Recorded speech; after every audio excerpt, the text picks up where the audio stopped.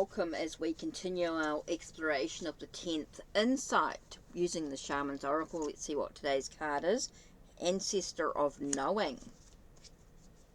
So let's have a look at this Ancestor of Knowing.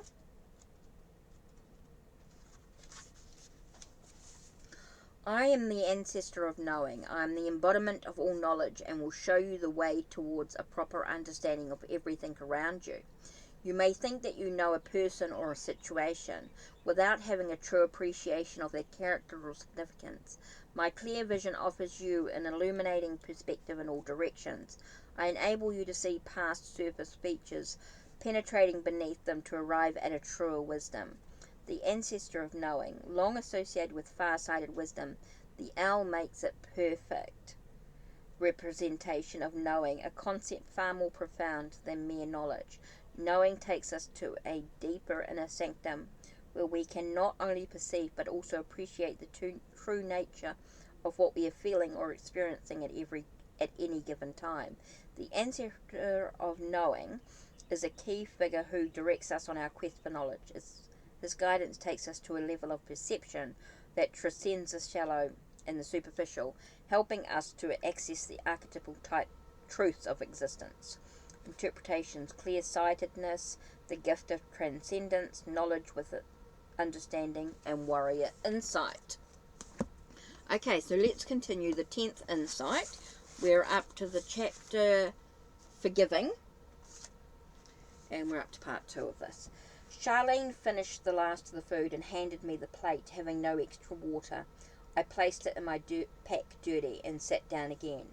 Curtis slipped through the mouth of the cave and sat down across from me, beside Maya, who smiled faintly at him. Charlene sat to my left.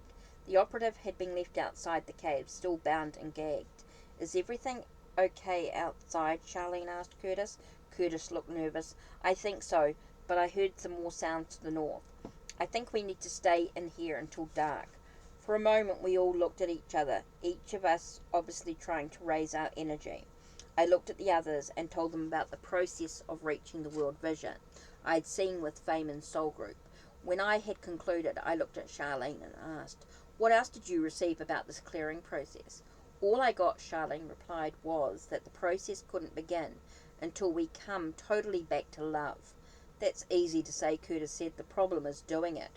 We all looked at each other again, then simultaneously realized the energy was moving to Maya.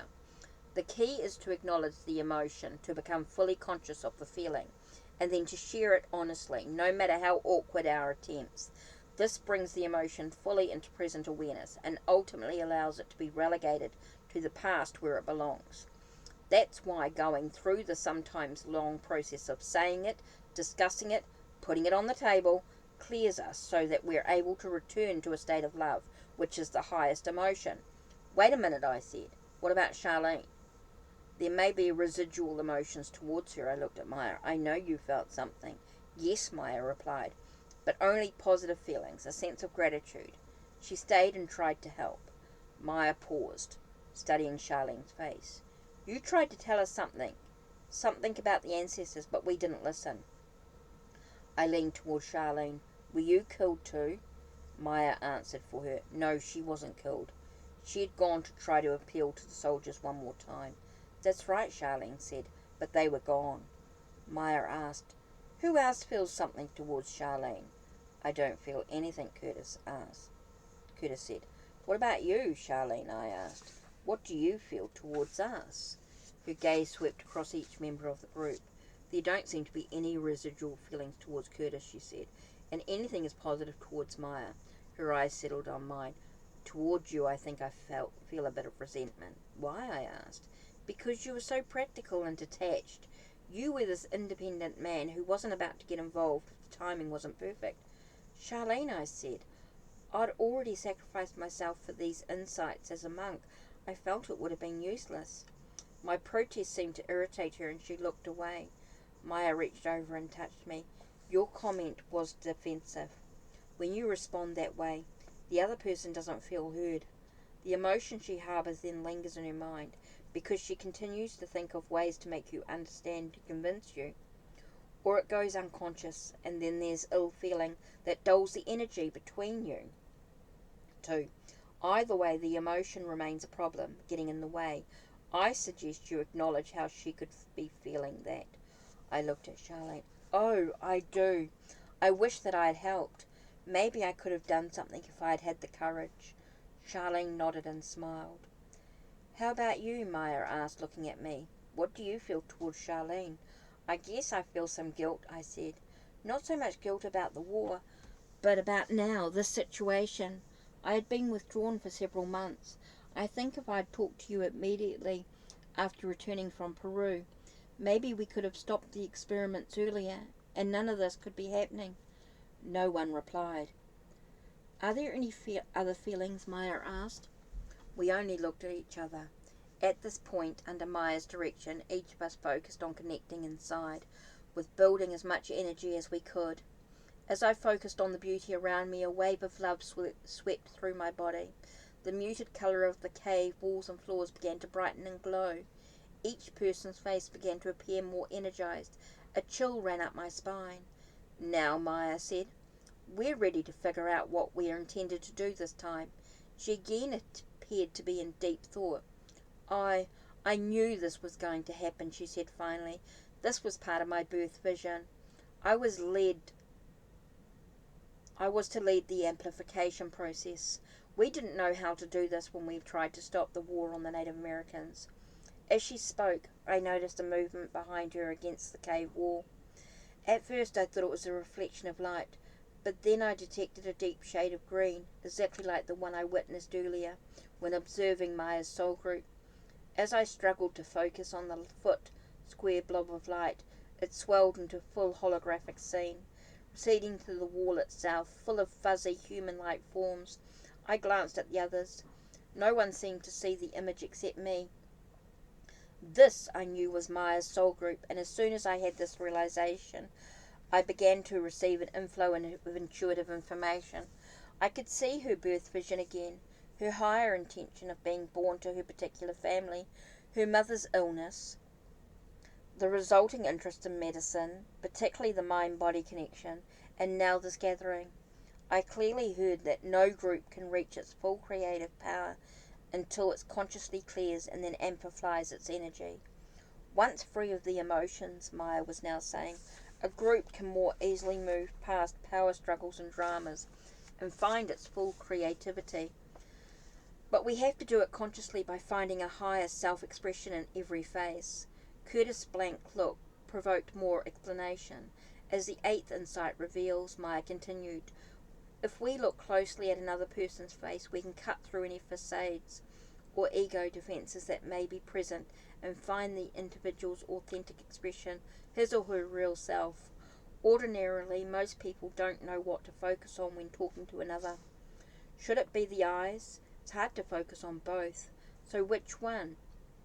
Or should it be on the feature that most stands out, such as the nose or mouth? In truth, we are called upon to focus on the whole of the face, which, with its uniqueness of light and shadow and alignment of features, is much like the M block. But with this collection of features, one can find an authentic expression, the soul shining forth. When we focus in love, love energy is sent to this higher self aspect of the person, and the person will seem to change before our eyes as his or her greater capabilities shift into place. All great teachers have always sent this kind of energy towards their students. That's why we were great teachers. But the effect is even greater with groups who interact this way with every member. Because as each person sends the other's energy, all of the members rise to a new level of wisdom, which has more energy at its disposal. And this greater energy is then sent back to everyone else in what becomes an amplification effect. I watched Maya attempting to find a higher expression. No longer did she appear tired or reluctant in any way. Instead, her features revealed a certainty and genius she had not expressed before. I glanced toward the others and saw that they were similarly focused on Maya. When I looked at her again, I noticed that she seemed to be taking on the green hue of her soul group. She was not only picking up on their knowledge, she seemed to be moving into kind of harmony with them. Maya had stopped speaking and was taking a deep breath. I could feel the energy shifting away from her. I've always known that groups could acquire a high level of functioning, Curtis said, especially in work settings, but I haven't been able to experience this until now. I know I came into this dimension to be involved in transforming business and shifting our view of business creativity so that we can ultimately utilize the new energy source in the correct way and implement the ninth insight automation of production.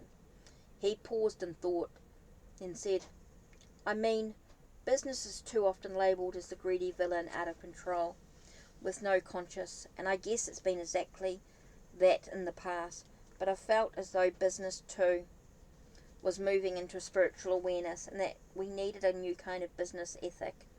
At that moment I saw another movement of light directly behind Curtis. I watched for a few seconds, then realised I was seeing the formation of his soul group as well.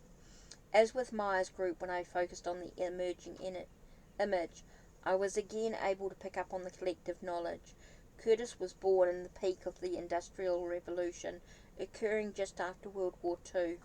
Nuclear power had been the final triumph and shocking horror of the materialist worldview, and he had entered with a vision that technological advancement could now be made conscious and moved in full awareness towards its destined purpose. Only now, Curtis said, are we ready to understand how to evolve business and the resulting new technology in a conscious manner. All the measures are now in place. It's not an accident that one of the most important statistical categories in economics is the productivity index, the record of how many goods and services are produced by each individual in our society. Productivity has steadily increased because of technological discoveries and the more expansive use of the natural resources and energies. Through the years, the individual has found ever greater ways to create. As he spoke, a thought came to me. At first I decided to keep it to myself, but then everyone looked my way. Doesn't the environmental damage that economic growth is causing form a natural limit to business? We can't go on like we have, because if we do, the environment will literally fall apart. Many of the fish of the ocean are already so polluted we can't eat them. Cancer rates are increasingly exponential. Even the AMA says that pregnant women and children should not eat commercial vegetables because of the pesticide residue. If this keeps up, can you imagine what kind of world we're leaving our children? As soon as I said this, I recalled what Joel had said earlier about the collapse of the environment. I could feel my energy failing as I felt the same fear. Suddenly I was hit with a burst of energy. As each of the others stared in an effort to find my authentic expression again, I quickly re-established my inner connection. You're right, Curtis said, but our response to this problem is already occurring. We've been advancing technology with a kind of unconscious tunnel vision, forgetting that we're here on an organic planet, an energy planet. But one of the most creative areas of business is the field of pollution control. Our problem has been trying to depend on government to police the polluters. Polluting has been against the law for a long time, but there will never be enough government regulation to prevent the illegal dumping of waste chemicals or the midnight venting of smokestacks. The polluting of the biosphere won't completely stop until an alarmed citizenry pulls out their video recorders and takes it upon themselves to catch these people in the act. In a sense, business and the employees of the business must regulate themselves. Maya leaned forward. I see another problem with the way the economy is evolving. What about all the displaced workers who are losing their jobs as more of the economy is automated? How can they survive? We used to have a large middle class, and now it's diminishing rapidly. Curtis smiled and his eyes brightened. The image of his soul group swelled behind him. These displaced people will survive by learning to live intuitively and synchronistically, he said. We all have to understand there's no going back. We're already living in the information age. Everyone will have to educate themselves the best they can, become an expert in some niche so they can be in the right place to advise someone else or perform some other service. The more technical the automation becomes, and the more quickly the world changes, the more we need information from just the right person arriving in our lives at just the right time. You don't need a formal education to do that, just a niche you've created for yourself through self-education. Yet for this flow to be optimally established across the economy, the stated purposes of business must shift into higher awareness. Our guiding intuitions become most clear when we approach business from an evolutionary perspective. Our questions must change. Instead of asking what product or service I can develop to make the most money, we're beginning to ask what can I produce that liberates and informs and makes the world a better place, yet also preserves a delicate environmental balance. A new code of ethics is being added to the equation of free enterprise. We have to come awake wherever we are and ask, what are we creating, and does it consciously serve the overall purpose for which technology was invented in the first place, to make everyday subsistence easier, so that the prevailing orientation of life can shift from mere survival and comfort to the interchange of pure spiritual information. Each of us has to see that we have a part in the evolution towards lower and lower subsistence costs, until finally the basic means of survival is virtually free. We can move toward a truly enlightened capitalism if, instead of charging as much as the market will bear, we follow a new business ethic based on lowering our prices, a specified percentage as a conscious statement of where we want the economy to go. This would be the business equivalent of engaging in the ninth insight force of teething.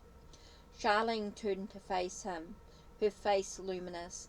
I understand what you're saying. You mean if all businesses reduce prices 10%, then everyone's cost of living, including the raw materials and supplies to the business themselves, will also go down? That's right. Although some prices might go up temporarily, as everyone takes into account the true cost of waste disposal and other environmental effects, overall, though, prices will systematically decline. Doesn't this process already happen at times, I asked, as a result of market forces? Of course, he replied, but it can be accelerated if we do it consciously. Although, as the ninth insight predicts, this process will be greatly enhanced by the discovery of a very inexpensive energy source. It appears as if Feynman has done that, but the energy has to be made available in the most inexpensive way possible if it is to have its most liberating impact. As he spoke, he seemed to grow more inspired. Turning, he looked straight into my eyes. This is the economic idea I came here wanting to contribute, he said. I've never seen it so clearly. That's why I wanted to have the life experiences I've had. I wanted to be prepared for delivering this message. Do you really think enough people will reduce prices to make a difference? Meyer asked, especially if it takes money out of their own pockets. That seems to fly in the face of human nature. Curtis didn't answer. Instead, he looked at me, along with the others, as if I had the answer. For a moment I was silent, feeling the energy shift. Curtis is right, I said finally. We'll do it anyway. Even though we may give up some personal profit in the short run, none of this makes any sense at all until we grasp the ninth and 10th insights.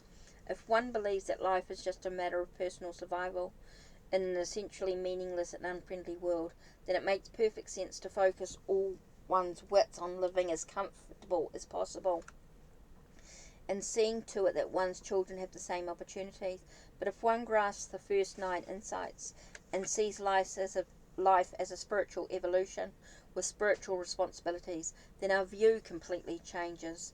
And once we begin to understand the 10th, then we see the birth process from the perspective of the afterlife, and we realize that we're all here to bring the earth dimension into alignment with the heavenly sphere. Besides, opportunity and success are very mysterious processes, and if we operate our economic life in the flow of the overall plan, we synchronistically meet all the other people who are doing the same thing, and suddenly prosperity opens up for us. We'll do it, I continued, because individually that's where the intuition and coincidences will take us. We'll remember more about our birth visions, and it will become clear that we intended to make a certain contribution to the world. And most important, we'll know that if we don't follow this intuition, not only will the magic coincidences and the sense of inspiration and aliveness stop, but eventually we may have to look at our actions in an afterlife review. We'll have to face our failure. I stopped abruptly, noticing that Charlene and Maya were both staring wide-eyed at the space behind me. Reflexively, I turned around. There was a hazy outline of my own soul group, dozens of individuals fading into the distance, again as though the walls of the caves weren't there. "What are all of you looking at?" Curtis asked. "It's his soul group," Charlene said.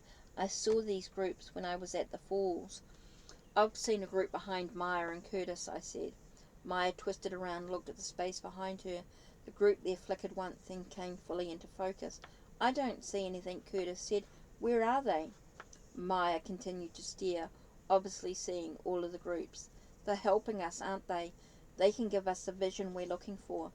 As soon as she made that comment, all of the groups moved away from us dramatically and became less clear. "What happened?" Maya asked. "It's your expectation," I said. "If you look to them for your energy as a replacement for your own inner connection to divine energy, they leave. They won't allow a dependence. The same thing happened to me." Charlene gave me a nod of agreement. "It happened to me too. They're like family. We connected to them in thought, but we have to sustain our own connection with the divine source beyond them before we can link to them and pick up on what they know, which is really your own higher memory." "They hold the memory for us?" Maya asked. "Yes," Charlene replied, looking directly at me. She seemed to say something else, then stopped herself, appearing to drift off in thought. Then she said, "I'm beginning to understand what I saw in the other dimension.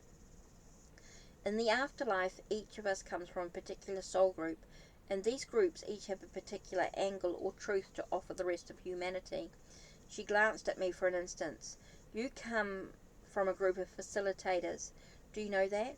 Souls that help evolve our philosophical understanding of what life is about.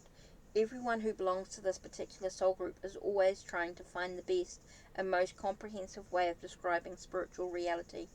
You struggle with complex information, and because you're so dense, you keep pushing and exploring until you find a way to express it clearly."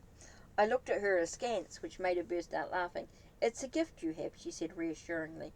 Turning to Maya, she said, "And you, Maya, your soul group is orientated towards health and well-being. They think of themselves as soul solidifiers of the physical dimension, keeping our cells operating optimally and full of energy, tracing and removing emotional blocks before they manifest in disease. Curtis's group is about transforming the use of technology, as well as our overall understanding of commerce. Throughout human history, this group has been working to spiritualize our concepts of money and capitalism, define the ideal conceptualization." She paused, and I could already see the image of light flickering behind her. "What about you, Charlene?" I asked. "What is your group doing?" "We're journalists, researchers," she replied, "working to help people appreciate and learn from each other. What journalism is really all about is looking deeply at the life and beliefs of the people and organizations we cover, at their true substance and higher expression, just the way we're looking at each other now." I again remembered my conversation with Joel, specifically his jaded cynicism. "It's hard to see journalists doing that," I said. "We're not," she replied. "Not yet, but this is the ideal toward which the profession is evolving. This is our true destiny. Once we become more secure and break free from the old world view, in which we need to win and bring energy and status our way." Makes perfect sense why I wanted to be born to my family. They were all so inquisitive. I picked up on their excitement, their need for information. That's why I was a reporter for so long, and then joined the research firm. I wanted to help work out the ethics of reporting, and then come together with all of... She drifted away again, staring at the floor of the cave. Then her eyes widened, and she said, "I know how we're bringing in the world vision. As we remember our birth visions and integrate them together in a group, we merge the power of our relative soul groups. in the other dimension, which helps us remember even more. So we finally get to the overall vision of the world. We all stared at her, puzzled. Look at the whole picture, she explained. Each person on Earth belongs to a soul group, and these soul groups represent the various occupational groups that exist on the planet. Medical people, lawyers, accountants, computer workers, farmers, every field of human endeavour. Other people find their right work, the job that really fits them. Then they are working with other members of their soul group. As each of us wakes up and begins to remember our birth vision while we're here, the occupational groups to which we belong come more into alignment with the members of our groups in the other dimension. As this happens, each occupational group on Earth moves towards its true soul purpose, its role of service in human society. We all continue to be spellbound. It's like with us, journalists, she continued. Throughout history, we have been the individuals most inquisitive about what others in the culture were doing. And then a few centuries ago, we became conscious enough of ourselves to form a defined occupation. Since then, we've been busy broadening our use of the media, reaching more and more people with our newscast, that sort of thing. But like everyone else, we've suffered from insecurity. We felt that to get attention and energy from the rest of humanity, we had to create increasingly more sensational stories, thinking that only negativity and violence sell. But that's not our true role. Our spiritual role is to deepen and spiritualize our perception of other people we see, and then communicate what the various soul groups and individuals within these groups are doing and what they stand for, making it easier for everyone to learn the truth others provide. It's the same for our every occupational group. We're all awakening to our true message and purpose, and as this happens all over the planet, we're then able to go further. We can form close spiritual associations with people outside of our particular soul group, just the way we're doing here. We're all shared our birth visions and raised our vibration together, and that transforms not only human society, but the culture and the afterlife as well. First, each of our soul group comes closer in vibration within us on Earth, and we with them, the two dimensions opening into each other. Because of this closure,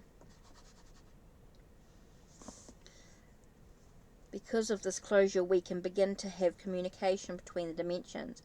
We're able to see souls in the afterlife and pick up on the knowledge and memory more readily.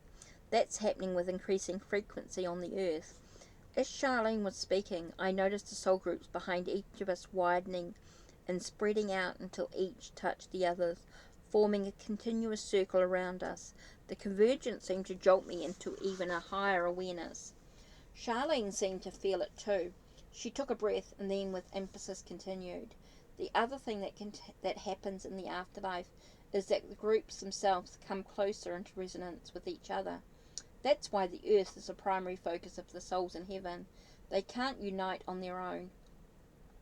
Over there, many soul groups remain fragmented and out of resonance with each other, because they live in an imaginary world of ideas that manifests instantly and disappears just as quickly. So reality is always arbitrary. There is no natural world, no atomic structure as we have here, that serves as a stable platform, a background stage that is common to all of us. We affect what happens on the stage, but ideas manifest much more slowly, and we must reach some agreement on what we want to happen in the future. It's this agreement, this consensus, this unity of visions on the Earth that also pulls the soul groups together in the afterlife dimension. That's why the Earth dimension is deemed so important.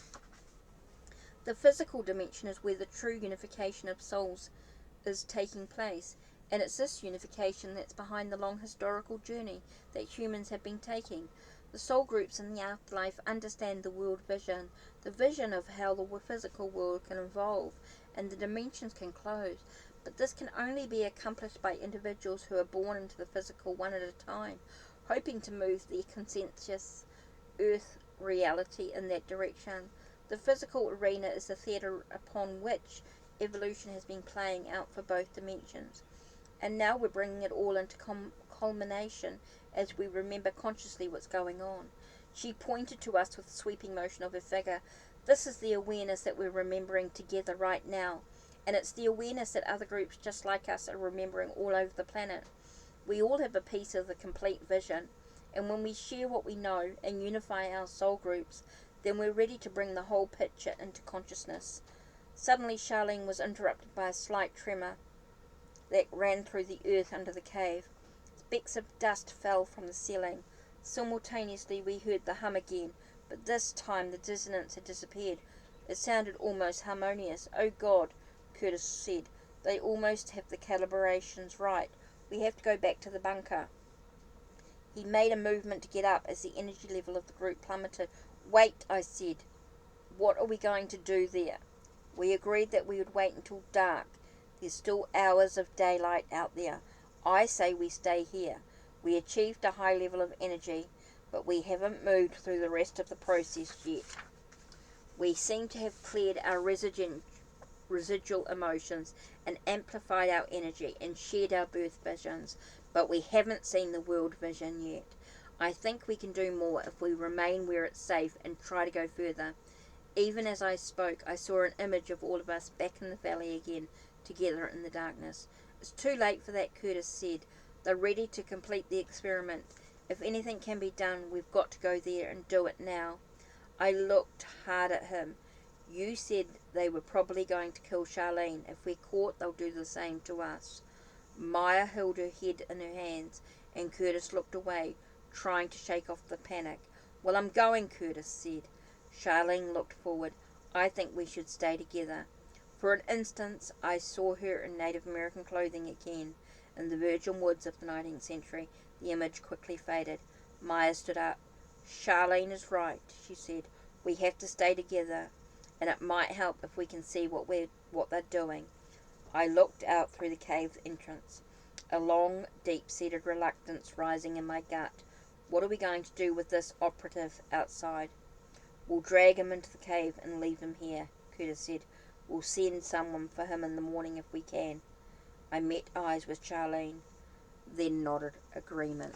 Okay, that's it for today. Don't forget to check the links down below. Check the links on my channel. Like, subscribe, and ring the bell so you know when the next video will be uploaded. Take care. Blessed be.